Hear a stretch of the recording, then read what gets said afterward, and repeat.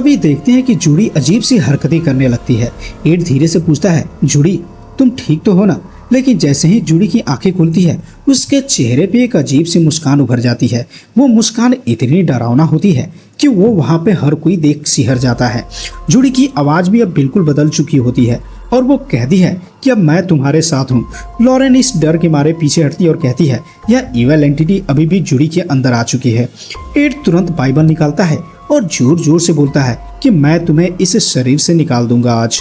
Add ने जोरदार प्रार्थना शुरू कर दिया और देवी देवताओं की शक्ति से मैं तुम्हें जूडी की आत्मा से अलग होने का आदेश देता हूँ। तभी कमरे के चारों ओर तेज हवाएं चलने लगती है। प्रकाश और अंधकार के बीच एक भयंकर टकराव शुरू हो जाता है। इवल एंटिटी जोर जोर से चीखता और चिल्लाता है, तुम मुझे कभी हरा नहीं पाओगे। फिर हम देखते हैं कि जूडी का शरीर भी झुकने लगता है और उसके हाथ कंट्रोल से बाहर हो जाते हैं।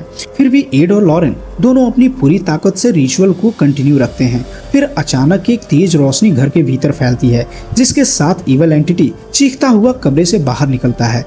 मुझे मत रोको, मैं फिर लौटूंगा। फिर कुछ सेकंड के लिए सन्नाटा छा जाता है और फिर धीरे धीरे सब कुछ सामान्य होने लगता है। फिर देखते हैं कि जूडी के चेहरे पे अब सुकून सा निखार आ जाता है और वह धीरे धीरे मुस्कुराने लगती है। जूडी की आवाज़ अब साफ हो जाती है और वो ठीक भी हो जाती है और कहती है, मम्मी पापा अब मैं ठीक हूँ। फिर एड और लॉरेन दोनों जूडी को गले लगाते हैं और यह देख जैक और टोनी की भी आंखें खुशी से चमकने लगती है। लेकिन कहानी यहीं खत्म नहीं होती।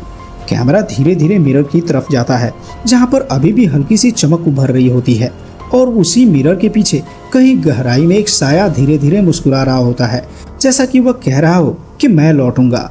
लेकिन तभी लॉरेन की नज़र उस शीशे पे पड़ती है, जहाँ से इवल एंटिटी उन सबको बुरी नज़र से निहार रहा होता है। लॉरेन उसी वक्त अपने कंधे पर उस भयंकर हाथ का भी एहसास करती है, जैसे कोई अंधेरे का साया उसे धीरे धीरे छू रहा हो।